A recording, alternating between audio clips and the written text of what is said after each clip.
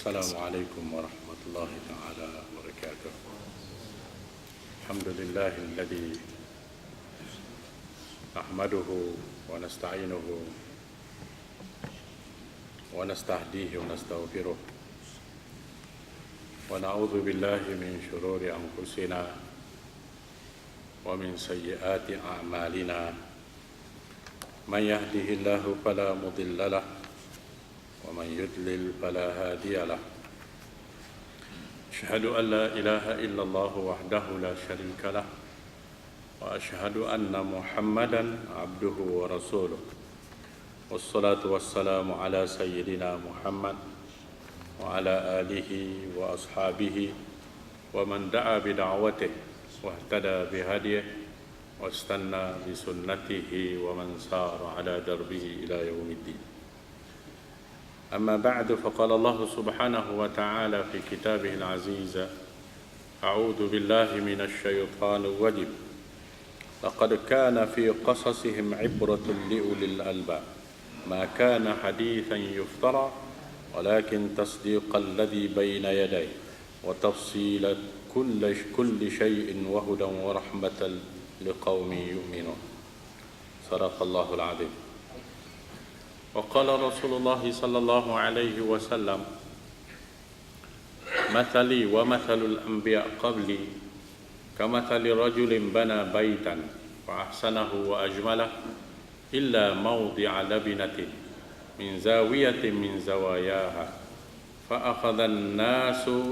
فجعل الناس يطوفون ويعجبون به ويقولون هل وضعت هذه اللبنة قال صلى الله عليه وسلم أنا تلك اللبنة وأنا خاتم الأنبياء. رواه البخاري ومسلم وصدق رسول الله صلى الله عليه وسلم. Sidang jamaah, para hadirin hadirat, muslimin muslimat, tuan-tuan dan puan-puan yang dirahmati lagi dikasih sekalian. Pertama-tama kalinya marilah terlebih dahulu kita panjatkan rasa syukur yang tidak terhingga kehadrat Allah Subhanahu wa taala. Kerana dengan limpah kurnia daripadanya kita masih diperpanjangkan oleh Allah usia kita. Sekali lagi pada tahun ini kita terus diberi peluang untuk menghirup udara tahun baru hijrah Rasulullah sallallahu alaihi wasallam. Mudah-mudahan dengan kelebihan dan pemberian yang diberi oleh Allah kita dapat menunaikan tanggungjawab kita untuk beramal dan beribadat. Bahkan mempertingkatkan kemampuan yang kita ada dari masa ke semasa untuk mencapai redha dan kasih sayang Allah Subhanahu wa taala. Hendaklah ada dalam diri kita tekad untuk terus beristiqamah, untuk terus beramal, beribadat, untuk terus berkorban pada jalan Allah, untuk terus berjuang pada jalan Allah, untuk terus teguh dengan jamaah di atas jalan Allah. Pendek kata, kita sentiasa dituntut dalam Islam untuk beristiqamah sebagaimana riwayat yang datang daripada seorang sahabat yang bernama Sufyan bin Abdullah. Katanya, ya Rasulullah, wahai Rasulullah, kulli fil islami, beritahulah kepadaku tentang perkara agama, la as'al ahadan anhu ghairaka, sehingga aku tidak perlu lagi bertanya orang lain kecuali kamu wahai Rasulullah. Lalu Nabi dengan ringkas berkata, Kul amantu billah thumma istaqim, berimanlah kamu kepada Allah dan seterusnya hendaklah kamu beristiqamah dalam pegangan i'tiqad, dalam ibadah kamu, dalam urusan keagamaan kamu. Hendaklah kamu sentiasa teguh pendirian bersama dengan ketetapan yang telah digariskan, yang menjadi panduan kepada kita sampailah kita bertemu dengan Allah Subhanahu wa taala. Wa'bud rabbaka hatta ya'tiyakal yakin, abdikanlah dirimu kepada Allah, kepada Tuhanmu sehingga datang kepadamu kematian. Begitulah sifat manusia yang beristiqamah, yang sentiasa meletakkan tanggungjawab beramal dan beribadah ke hadirat Allah Subhanahu wa taala. Untuk memastikan kita sentiasa beristiqamah di atas jalan Allah, sudah pasti kita hendaklah sentiasa berpegang teguh dengan prinsip agama yang menjadi sumber rujukan Al-Quran, hadis Rasulullah sallallahu alaihi wasallam, ijma' para ulama, qiyas yang benar menjadi pedoman dalam kita menelusuri kehidupan kita sebagai hamba Allah, menelusuri kehidupan kita sebagai pejuang, menelusuri kehidupan kita untuk sentiasa terus berusaha bagi kita mendapat redha Allah Subhanahu wa taala. Suatu kalau kita lihat pada hakikatnya Islam telah menggariskan kepada kita panduan-panduan yang cukup istimewa. Bukan sahaja dalam perkara akidah disediakan kepada kita asas-asas kukuh daripada Al-Quran, tetapi juga dalam urusan ibadah, dalam urusan yang melibatkan cabang-cabang kehidupan kita, Allah tidak membiarkan kita tercari-cari. Allah tidak membiarkan kita teraba-raba, melainkan di sana ada asas yang kuat di mana Allah Subhanahu wa taala bertujuan untuk memimpin kita ke arah jalan yang benar sebagai petunjuk Allah. Inna hadzal Quran yahdi lillati hiya aqwam. Sesungguhnya inilah dia kitab suci Al-Quran yang diturunkan oleh Allah untuk memimpin kita ke arah jalan yang paling lurus. Tidak ada lagi suatu bentuk jalan, cara hidup, the way of life selain daripada apa yang dinyatakan oleh Allah melalui kitab suci Al-Quran. Dalam perkara akidah, kalau kita lihat Islam telah memberi suatu bentuk ketegasan untuk kita jadikan akidah itu sebagai tunjang dalam kita beramal, dalam kita beribadat. Sehingga kalau kita lihat Allah Subhanahu wa taala jadikan akidah itu sebagai pemangkin, akidah itu sebagai benteng. Sebab itu kalau kita beramal tanpa akidah, amalan itu mardud, ditolak oleh Allah. Bahkan Allah Ta'ala menyebut dalam Al-Quran, kita beramal tapi tidak berasaskan kepada ketetapan agama, ketetapan akidah Islam, maka amalan kita diibaratkan seperti haba'an manthura, seperti debu-debu yang berterbangan, macam jerebu tu, lebih kurang. Suatu kalau kita lihat Rasulullah juga pernah buat bandingan, kata Nabi kajibali Tihamah, seperti bukit Tihamah. Bukit Tihamah ni selalu saya sebut, dia bukit yang terdiri daripada ketulan pasir-pasir halus, ditiup angin di tengah-tengah padang pasir, lalu dia berkumpul di suatu kawasan tinggi menggunung. Tapi bila datang angin yang lebih kuat, bukit tu boleh terbang. Bukit tu boleh terbang ke tempat yang lain kerana dia tidak mempunyai asas, dia tidak mempunyai dasar. Begitulah bandingannya dalam kita beramal, kita beribadat, kita berjuang, tapi dasar kita bukan akidah yang benar.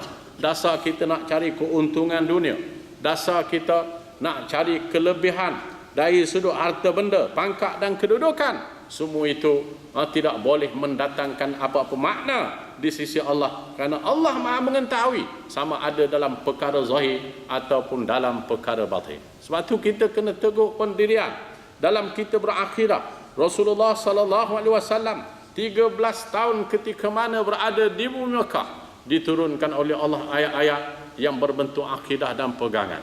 Sehingga kalau kita lihat kepada Al-Quranul Karim, hampir 13 tahun Allah Ta'ala turunkan Al-Quran kepada Nabi Muhammad di peringkat Makkah. Sebahagian besar para ulama berpendapat sememangnya ayat-ayat Makki adalah ayat-ayat yang berbentuk akidah dan pegangan, yang menjadi asasnya beriman kepada Allah, beriman kepada para malaikat, beriman kepada para rasul, beriman kepada kitab-kitab yang diturunkan oleh Allah daripada langit, beriman kepada hari kiamat, dan beriman kepada qada dan qadar. Asas teguh. Seorang ulama besar daripada Suria, Syekh yang mengarang kitab Sirah Nabawiyah, yang selalu kita baca dalam bab sirah, Syekh Ramadan Al-Buti tahun lepas, dia mati dalam masjid tengah mengajar, kena bom. Dia telah menulis dalam kitab Sirah Nabawiyah dengan menyebut bahawa hakikat Allah Ta'ala utuskan para nabi dan rasul-rasul bermula daripada Nabi Adam alaihi salam sampailah kepada Nabi kita Muhammad sallallahu alaihi wasallam yang menjadi tonggak utama 3 perkara di mana mereka tidak pernah berselisih dalam 3 persoalan itu. Yang pertama, nabi-nabi dan rasul-rasul diutuskan oleh Allah bertujuan untuk menyampaikan apa ni, akidah yang bertujuan untuk mentauhidkan Allah, menyembah Allah, mengesakan Allah, mengabdikan diri kepada Allah. Semua nabi berdakwah kepada suatu topik atau satu tujuan yang sama, sebab semua nabi-nabi mereka itu menyerah diri dan Islam kepada Allah Subhanahu wa ta'ala. Tak benar orang Yahudi berkata nabi-nabi itu terdiri dari kalangan bangsa Yahudi, ataupun mereka mengatakan nabi-nabi itu ada di antara mereka Nasara. Hakikatnya Allah menegaskan bahawa semua nabi mereka berada di atas dasar yang sama, menyeru dan mengajak manusia ke arah mentauhidkan Allah. Anta'budallah, engkau hendaklah sembah Allah, wala tusyriku bihi syai'a, dan tidak boleh menyekutukan Allah walau dalam bentuk yang sedikit. Itulah yang kalau kita lihat akidah ini menjadi suatu tonggak utama nabi-nabi dan rasul-rasul diutuskan oleh Allah, sehingga kalau kita buka Al-Quran, hampir setiap helai daripada kitab suci Al-Quran menyentuh tentang persoalan akidah dan pegangan ini. Kalau kita buka Quran, ada je ayat yang menyebut tentang beriman kepada Allah, atau beriman kepada para malaikat, beriman kepada para rasul, atau beriman kepada kitab-kitab yang datang daripada langit, beriman kepada hari kiamat, qada.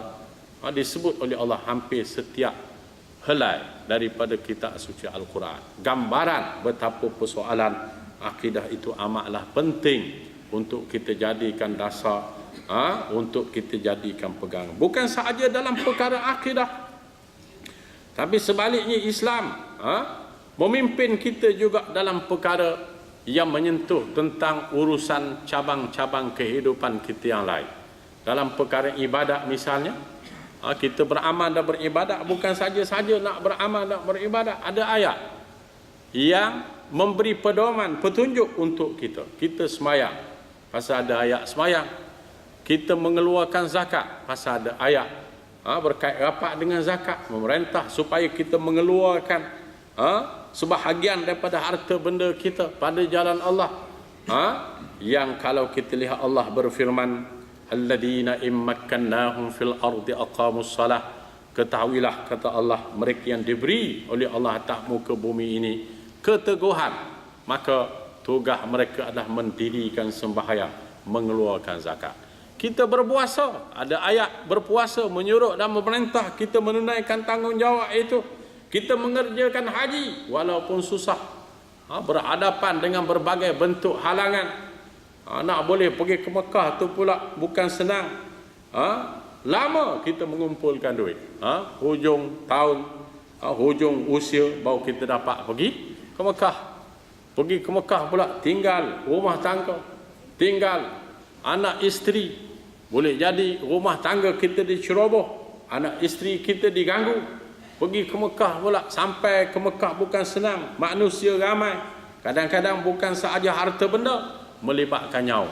Kita tengok tahun ni berapa ramai orang mati kerana menunaikan tanggungjawab haji. Tapi hakikatnya kita tidak terkilan. Walaupun ibu bapa kita meninggal, anak-anak kita meninggal, isteri kita meninggal, suami mereka meninggal, tidak terkilan kerana mereka menunaikan tanggungjawab berasaskan kepada tuntutan dan kehendak agama. Asas yang sangat kukuh daripada Al-Quran, memerintah supaya kita mengerjakan tanggungjawab haji sekali paling kurang seumur hidup kita. Begitulah juga dalam urusan yang berkait rapat dengan hubungan di antara kita dengan sesama kita. Allah Ta'ala gariskan panduan, innamal mu'minuna ikhwatun fa aslihu baina akhawaikum. Di antara sesama kamu sesungguhnya bersaudara, berasaskan kepada akidah dan pegangan tadi. Dan hendaklah kamu sentiasa berbaik-baik dan memastikan hidup dalam keadaan aman, bersatu padu, berasaskan kepada tuntutan ukhuwah al-Islamiyah yang benar. Kalau ada sikit sebanyak berbagai bentuk ketidakserasian, berselisih pendapat misalnya, jangan sampai ke peringkat putus saudara. Jangan sampai ke peringkat kita cari kapal lain. Itu suatu benda yang tidak saugia, kerana kita sentiasa diarahkan untuk manage segala bentuk perselisihan pendapat itu dengan cara yang sebaik mungkin, sehingga tidak merungkai makna ukhuwah yang telah digariskan oleh agama. Lagipun kalau kita lihat teknik dalam kita berjuang, teknik dalam kita menyampaikan ajaran agama Allah, terutamanya tuntutan secara berjamaah, tak boleh sikit sebanyak kita berselisih kita pun cari jalan lain. Itu suatu benda yang tidak saugia. Sebab tu saya semasa duduk di India dulu, saya teringat sebuah hadis yang memang saya pernah belajar, hadis yang diriwayatkan oleh Imam Bukhari dan disebut juga oleh Imam Muslim, iaitulah hadis yang saya baca di peringkat awal tadi. Dalam muqaddimah tu Rasulullah pernah menyebut, mathali wa mathalul anbiya qabli kamathali rajulin bana baitan fa ahsanahu wa ajmala illa mawdi'a labinatin min zawiyatin min zawayaha fa ja'ala an-nasu yatufuna bihi fayu'jibuna lahu wa yaqulun halla wudi'at hadhihi al-labinah. Qala Rasulullah SAW, wa ana tilkal labinatu wa ana khatamul anbiya. Hadis ini sahih, disebut oleh Imam Bukhari, disebut juga oleh Imam Muslim. Yang mana Rasulullah menyentuh tentang prinsip dalam berdakwah, bandingan kata Nabi aku berbanding dengan umat, berbanding dengan nabi-nabi sebelumku yang diutuskan oleh Allah, diibaratkan seperti kumpulan manusia membina sebuah bangunan yang teguh, yang hebat seperti KLCC ini. Dia bina bangunan yang hebat, bangunan yang teguh, lalu diperindahkannya, diperelokkannya, sehingga manusia menjadi takjub melihat bangunan yang sehebat itu. Tetapi satu penjuru daripadanya terbiar dalam keadaan lompong, kata Rasulullah. Terbiar dalam keadaan lompong. Manusia mula mengelilinginya dan takjub dengan kehebatannya, tetapi mereka berkata, kenapakah tempat yang lompong ini terbiar, tidak diperbetulkan? Pasal apa tak baiki? Kata Nabi, akulah yang diutuskan oleh Allah sebagai salah satu daripada batu-batu pelengkap bertujuan untuk mengisi kekosongan yang ada. Dan aku adalah Nabi akhir zaman. Itu kata Rasulullah. Jadi hadis ni sebenarnya kita boleh ulas dalam bentuk yang berbagai. Tapi ada seorang ulama besar daripada India, nama dia Syekh Muhyiddin Al-Malibari. Dia pernah mengarang kitab tafsir dan dia pernah mengarang kitab Sirah Nabawiyah sebagaimana tokoh-tokoh ulama yang lain, dan dia salah seorang daripada murid Abul A'la Al-Maududi. Dia ambil istimbat daripada hadis ini. Dia kata nabi-nabi dan rasul-rasul telah mengajar kita dalam berjuang, kita tidak boleh sama sekali mencari jalan untuk mewujudkan jamaah baru sebagaimana Nabi mengambil sikap hanya sekadar pelengkap kepada jamaah yang dibina oleh Rasulullah sebelumnya, sehingga kalau ketika Rasulullah mempunyai kelebihan dan mempunyai keistimewaan, kedudukannya sebagai Sayyidul Anbiya, Nabi segala, penghulu kepada segala Nabi, sepatutnya Nabi boleh ambil sikap diruntuhkan jamaah yang sedia ada, yang telah dibina oleh nabi-nabi sebelumnya. Pasal apa? Nabi-nabi sebelumnya tak berapa lengkap dari sudut ajaran yang dibawa, hanya untuk umat masing-masing. Jadi dia tidak melampaui kepada umat lain. Jadi apa yang dibina oleh nabi-nabi sebelumnya diibaratkan jamaah yang lemah, yang tidak mempunyai kelebihan. Nabi ni kedudukan dia Sayyidul Anbiya. Agama yang dia bawa adalah agama yang lengkap. Eloknya Nabi tumbangkan semua jamaah yang ada, dia pun bentuk yang baru. Dia banner yang baru tu sehingga orang nampak apa yang dibawa oleh Rasulullah tu sempurna. Tapi Rasulullah tidak mengambil sikap itu. Dia hanya sekadar meletakkan dirinya sebagai pelengkap, walaupun dia mempunyai kelebihan untuk meruntuhkan jamaah yang pertama. Ini kata Syekh Muhyiddin Al-Malibari, anak murid Abul Ala Al-Maududi, asalnya daripada Calicut, daripada Kerala, di sebelah south, di sebelah selatan India. Dan di antaranya juga kata dia, sikap kita sebagai pendakwah mestilah mengambil sikap untuk memperelokkan kepincangan, bukan meruntuhkan jamaah yang sedia ada. Kalau kita lihat, sebahagian kita memang dah boleh terima sejak dulu lagi, bahawa kita hendaklah menjadi pelengkap. Kalau apa yang dilakukan oleh jamaah yang pertama itu tak berapa lengkap, tak berapa elok, dari segi ekonomi, kitalah yang jadi pelengkap, berada di tempat dan di ruang yang kosong itu. Sebab tu kata Rasulullah, kullukum fi sughratin min sugharil Islam, kamu hendaklah berada di satu penjuru daripada lompong yang ada dalam agama ini. Kita nampak tak berapa elok, kita baiki. Bukan kita cari jalan untuk menumbangkan jamaah yang sedia ada. Kalau boleh kita nak hancurkan dia, kita nak buat yang baru. Itu suatu benda yang paling tidak sepatutnya, kerana Rasulullah telah memperlihatkan kepada kita.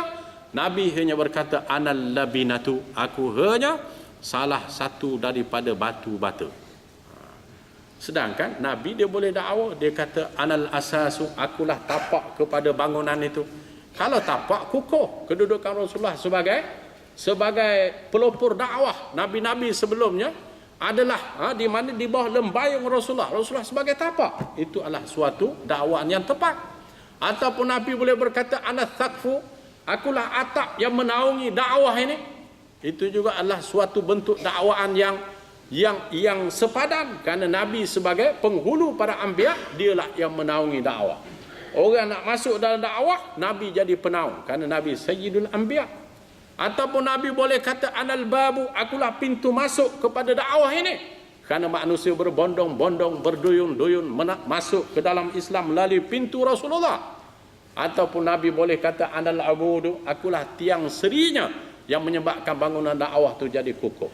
Tapi hakikatnya, walau Nabi boleh meletakkan dirinya di penjuru mana sekalipun, Nabi hanya berkata, aku hanya sekeping batu bata, kata Rasulullah. Anal labinatu, kalau kita belajar bahasa Arab, ini Rasulullah sebut sendiri. Anal labinatu, Rasulullah sebut al-labinah, asal daripada kata labanun. Kalau labanun ni makna susu. Kalau kita sebut labanah dengan makna sekeping keju. Tapi kalau kita sebut labinah, bagi di bawah labinah, makna sekeping batu bata. Itulah Rasulullah meletakkan dirinya dalam keadaan yang tidak hebat. Dia kata aku ni biasa je. Orang yang hujung-hujung ni mengiktiraf jamaah yang sedia ada, mengiktiraf para pendakwah yang telah silih berganti sepanjang zaman. Aku hanya salah satu daripada mata rantai itu. Bahkan aku hanya sekadar sekeping batu bata, kata Rasulullah. Itu gambaran betapa Nabi melebihkan jamaah daripada pandangan pribadi dia sendiri. Kalau kita nak ikut hak kita, memang banyak benda lah yang boleh bertelagah, boleh berselisih, macam-macam. Kita punya hujah masing-masing. Sebab itu kita kena melebihkan jamaah. Itu kata Rasulullah sallallahu alaihi wasallam. Dan di antaranya kata Syekh Muhyiddin Al-Malibari, dia kata di antara perkara penting yang kita boleh ambil istimbak daripada hadis ini ialah kita mengiktiraf kehidupan berjamaah itu sebagai pelengkap agama.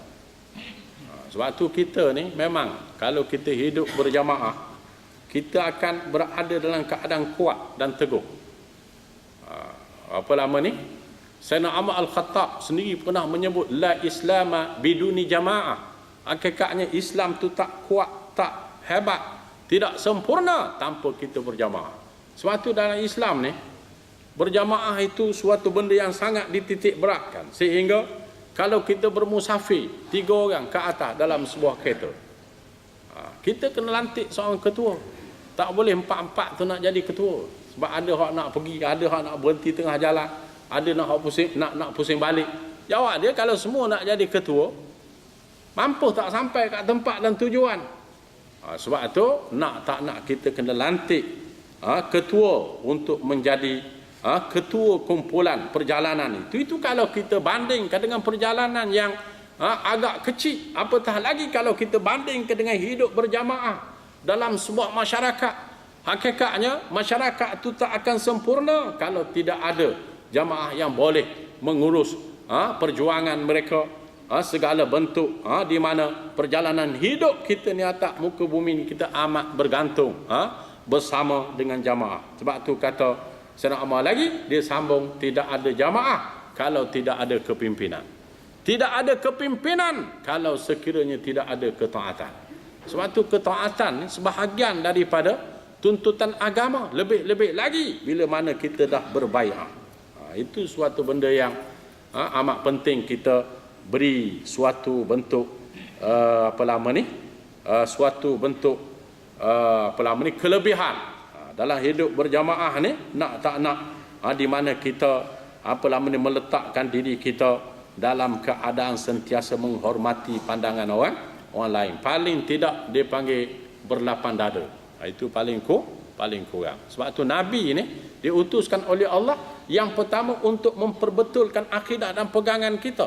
Persoalan yang kedua, Nabi diutuskan oleh Allah untuk memastikan minhaj dan cara hidup kita di atas muka bumi ini bertepatan dengan kehendak syariat dan tuntutan Al-Quran dan Sunnah Rasulullah sallallahu alaihi wasallam. Itu yang dianggap sebagai perkara kedua yang menjadi tujuan utama Nabi-Nabi dan Rasul-Rasul ini diutuskan oleh Allah. Hidup kita atas muka bumi ini kena betul. Hidup kita berjuang kena betul. Hidup kita berjamaah kena betul. Hidup kita dalam berkorban pada jalan Allah kena betul. Hidup kita dalam berjuang dan berjihad juga kena betul. Dia tak boleh buat jalan salah. Kau buat jalan salah, dia jadi ISIS. Kena jalan yang betul, mengikut persepsi dan pandangan agama. Kita tak boleh rempuh, kerana kalau kita rempuh asas ketetapan agama, hakikatnya kita makin hari makin lambat untuk sampai kepada sasaran kemenangan yang digariskan oleh Allah Subhanahu wa taala. Dan yang keseterusnya, kata Syekh Muhyiddin Al-Malibari, kita hidup berjuang ni pada hakikatnya kita hendaklah meletakkan asas keikhlasan itu sebagai satu keutamaan. Kita berjuang ni bukan kerana nakkan kepada berbagai bentuk habuan, bukan nak pangkat, bukan nak kedudukan. Kita berjuang kena sungguh kerana nak keredaan Allah. Itu yang boleh dianggap kita menang. Kemenangan itu kerana bila kita diredai oleh Allah, matlamat kita jelas, perjalanan hidup kita untuk sampai kepada matlamat itu juga jelas, barulah kita boleh memperoleh redha dan kasih sayang Allah. Dan peringatan ini pada hakikatnya disebut oleh Rasulullah, dan diriwayatkan hadis ini oleh Imam Bukhari dan Imam Muslim. Dan kalau kita lihat hakikatnya apa yang nak disampaikan oleh Nabi tak lain supaya kita sentiasa meletakkan suatu bentuk prinsip yang jelas berkenaan dengan adab kita berjuang, adab kita berkorban pada jalan Allah. Sebab tu akhlak dan peribadi menjadi sumber utama, menjadi roh kepada perjuangan itu sendiri. Sebab tu kalau kita lihat dalam kita berjuang, tak boleh lari daripada akhlak Islam. Bila kita sebut akhlak kita dengan Allah, kita kena tingkatkan amalan. Akhlak kita dengan sesama manusia kadang-kadang melibatkan akhlak kita dengan diri kita sendiri, akhlak kita dengan anak bini kaum keluarga kita, akhlak kita dengan jiran tetangga kita, akhlak kita dengan masyarakat yang hidup di sekeliling kita. akhlak kita dalam berjamaah. Dia ada akhlak, dia tak boleh langgar akhlak dia. Kalau kita langgar akhlak, maknanya kita berada di atas faksi yang salah, akan menyebabkan perjalanan untuk menuju kemenangan akan terbantut. Sebab tu untuk memastikan kita dapat terus berjuang dan memperoleh dan mencapai sasaran kemenangan, hendaklah kita mengikhlaskan diri kita, tingkah laku kita, segala bentuk amal ibadat kita hanya kepada Allah. Wa ma umiru illa liya'budullah mukhlishina lahuddin. Tidak diperintah mereka itu untuk beramal dan beribadat kecuali lah mengikhlaskan diri hanya kepada Allah Subhanahu wa taala. Mudah-mudahan sedutan daripada hadis yang kita baca ni pada hakikatnya sedikit sebanyak boleh memberi panduan untuk kita jadikan sunnah Rasulullah itu sebagai ikutan yang menjadi mufassir kepada kitab suci Al-Quran yang di dalamnya terkandung segala asas dan ketetapan agama yang boleh kita jadikan pegangan. Sebab itu perkara agama ini bukan hanya sekadar soal akidah, bukan juga soal ibadah, bukan juga hanya sekadar soal hubungan, tapi sebaliknya segala bentuk cabang-cabang dalam hidup kita. Kita berurus niaga, kita berekonomi, kita nikah kahwin, kita berpolitik, kita mentadbir, mengatur dan mengurus. Ada asasnya yang Allah Ta'ala gariskan. Cuma kita hendaklah cuba untuk memahami Al-Quran itu dengan cara yang sebaik mungkin. Hadis Nabi Rasulullah SAW juga menjadi petunjuk.